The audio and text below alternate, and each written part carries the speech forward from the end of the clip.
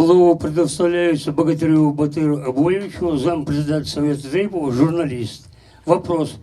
Право этнотерриториального общества Ингушетии на земли в пределах исторического проживания и задачи общественности по реализации этого права.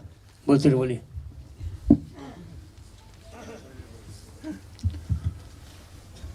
Бисмиллахир-рахманир-рахим. Ванах мохк яр издаешь юлили я ухунга дикке ладухур диграс. Окьяк яра дак резолюция яхик дигр худдысы.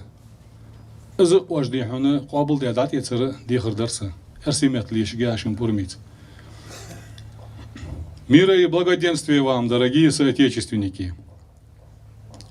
Мы все сегодня являемся свидетелями несправедливого отношения целого ряда представителей региональной власти к общественным представителям и участникам протестных акций осени 2018 года и весны 2019 годов, чрезмерного давления на них посредством силовых и судебных органов. На чем основывается данное утверждение? Во-первых, волнения и протестные акции в общественной среде с самого начала были вызваны недальновидной политикой региональных чиновников и самовольным принятием ими совершенно непопулярных и антинародных решений, противоречащих законодательству и Конституции Республики Ингушетия. Во-вторых, санкционированный митинг 26 марта 2019 года в Магасе был заявлен как мирная акция, и несколько десятков человек, оставшихся после митинга на площади до раннего утра 27 марта, никоим образом не нарушали общественный порядок и покой жителей города. И поэтому не было никакой необходимости демонстрировать в отношении них силу с применением спецсредств, шумовых гранат и бронированной техники. Ответственность за произошедшее столкновение должна в заслуженной мере лечь и на тех представителей правоохранительных структур, которые под воздействием определенных лиц из личной охраны экс-главы республики отдавали команду начать силовой разгон стоявших на площади нескольких десятков человек. Это сложно назвать иначе, чем запланированной провокацией руководивших действиями силовиков.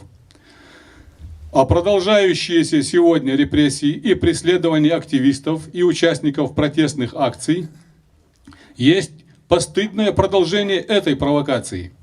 Все суды, принимающие решения о заключении под стражу, о продлении срока содержания под стражей и рассматривающие апелляционные жалобы на эти решения, это все специально подобранные суды, по мнению юристов, не имеющие права рассматривать эти вопросы в соответствии с требованием закона о подсудности. Незавидное в социально-экономическом смысле наследие досталось нынешнему главе. По данным агентства РИА Рейтинг, Ингушетия занимает 84 место по уровню жизни в стране. Со дня официального вступления Махмуд Али Калиматова в должность общественные представители заявляли о своей готовности содействовать органам власти. Как правило, всегда полезным бывает участие общества и отдельных личностей в жизни республики, то есть всех, кого президент Российской Федерации Владимир Путин в своих выступлениях часто называет неравнодушными людьми. Людьми, благодаря которым развивается территория, где они живут. А живем мы все на территории Российской Федерации, где народы, особенно на Кавказе, знают, где чья земля и где покоится прах их предков. Любые попытки присвоить чужое здесь не имеют срока давности и рано или поздно обречены на провал. Ни один ингуш не поедет осваивать кумыкско-ногайские просторы Наурского или Шелковского районов, когда они предоставлены взамен отчих наделов в пригороде Владикавказа. Потому что это родина, и ею не торгуют. История не знает случая, чтобы мы претендовали на чужое. Напротив, всегда искали возможности делиться тем, чем располагаем сами. Но такое всенародное великодушие слишком часто принималось за наивность или, хуже того, за слабость. Последние 100 лет территория проживания ингушей сокращалась и сегодня составляет лишь половину того, что было в конце 19-го, начале 20 века. Последнее административное деление в ущерб народу Ингушетии произошло осенью 2018 года и вызвало волну общественных протестов. Десятки тысяч людей на площадь Магаса вывели не отдельные лидеры. Людей вывело собственное осознание народом того, что дальше терпеть самоуправство и беззаконие нельзя. Народ Ингушетии и сегодня остается тем, каким он был 10, 100, 1000 или более лет назад. Лучшим подтверждением этих слов является его способность к мгновенной мобилизации, как 19 октября 2018 года в доме почтенного мухаджира Нальгиева в селе Сурхахи, и ровно через неделю в доме другого старейшины Ингушетии Сараждина Погорова в Карабулаке. Некоторые ошибочно полагают, что с арестом нескольких активистов общественное движение в Ингушетии деморализовано. Но это не так. Общественность Ингушетии в самом широком понимании этого слова никогда не смирится с чиновничьим произволом и беззаконием в региональной власти. Потому что мы чтим основной закон России, Конституцию, а там в статье 3 говорится, что носителем суверенитета и единственным источником власти в Российской Федерации является ее многонациональный народ. Совет Тейпов и другие общественные движения и организации, поддержанные народом республики и впредь доступными законными средствами, намерены отстаивать свои права на осуществление юрисдикции на территории, которую в конце концов необходимо обоснованно обозначить. И если этим не занимаются те, кто обязан, а это депутаты парламента и глава, то народу не остается ничего другого, кроме как объединиться и ответить на эти вызовы времени.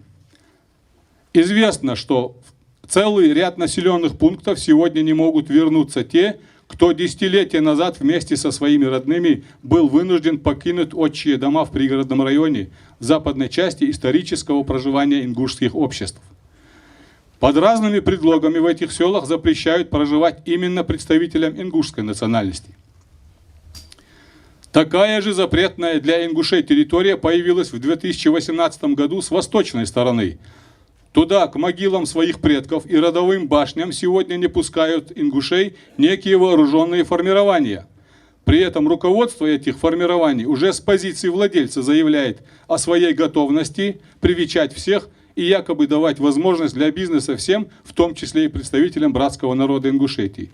Но на деле слова расходятся. Почему эти территории сегодня, вопреки здравому смыслу, стали запретными для представителей ингушских обществ в нашей стране? Почему жители Ингушетии, как и по всей остальной территории Российской Федерации, не могут свободно передвигаться по землям, на которых испокон веков проживали их предки? Что это, если не фашизм, как утверждал известный всем нам кандидат исторических наук Федор Павлович Боков?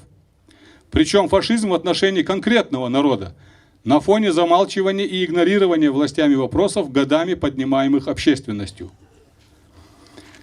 Попрошу президиум и присутствующих последующий текст рассматривать как часть итоговой резолюции съезда. Вашему вниманию предлагаю небольшой исторический экскурс. Исконные земли известных ингушских обществ в первой половине XVIII века являлись нейтральной территорией между Российской и Османской империями. В марте 1770 года 24 представителя ингушских обществ от имени всего народа этой территории закрепили подписями договор о вхождении в состав России. Через 40 лет этот договор был дополнен подписями представителей ингушских родов, проживавших в Тарской долине, с обязательством охранять этот район военно-грузинской дороги и оказывать военную помощь Российской империи в регионе. Это показывает, что на раннем этапе единения на основе взаимоуважения налаживались и как налаживались союзнические отношения. Фактически документ, подписанный несколькими десятками представителей ингушевских обществ, был принят царской администрацией за основу добровольного вхождения в состав империи нейтральных земель, принадлежащих предоставленным обществам. В настоящее время народ Ингушетии, ставший изгоем на исконной территории, вынужден собраться и сделать заявление о своем безусловном праве на место под солнцем в пределах ареала исторического проживания обществ составлявших Ингушский, а равно Ингушевский округ, в соответствии, к примеру, с данными сборника статистических сведений о Кавказе. Представители обществ ингушских и потомки основателей поселений, входивших в состав Акинского, Мериджинского, Цоринского обществ, Галанчожских и Елхароевских аулов Ингушевского округа, селений в бассейне реки Терек, это Буругал, Ангушт, Галгайюрт, Шолхи, Мочкиюрт, Ахкиюрт, Магарларс, Эгарларс, Эзме, Чим, Балте, Таузенюрт и другие, и остальной частью территории Республики Ингушетия объявляют обозначенные земли принадлежащими им и их последующим потомкам для свободного передвижения, проживания, возделывания и ведения хозяйства.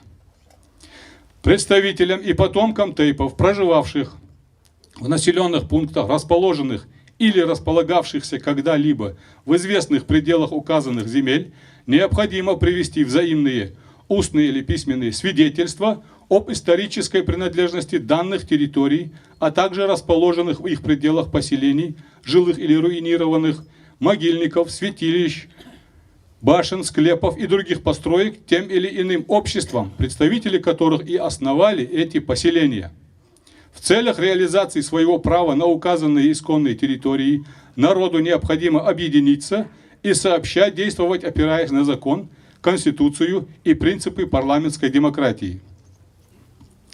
Данное заявление после принятия его съездом, если он будет принят, документального оформления и заверения подписями представителей от всех ингушских обществ будет разослано во все государственные, гражданские и общественные институты, независимо от их территориальной, национальной или иной принадлежности.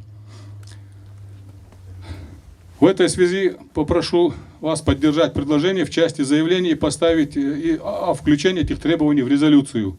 Деларяс Хилшон Ладугра, Хахетами Олчалау, Барт Безм Чау Болбей, Хамсера Мехдим, Бусл Мелуч, Эхту Болб, Деларяс Хилшон.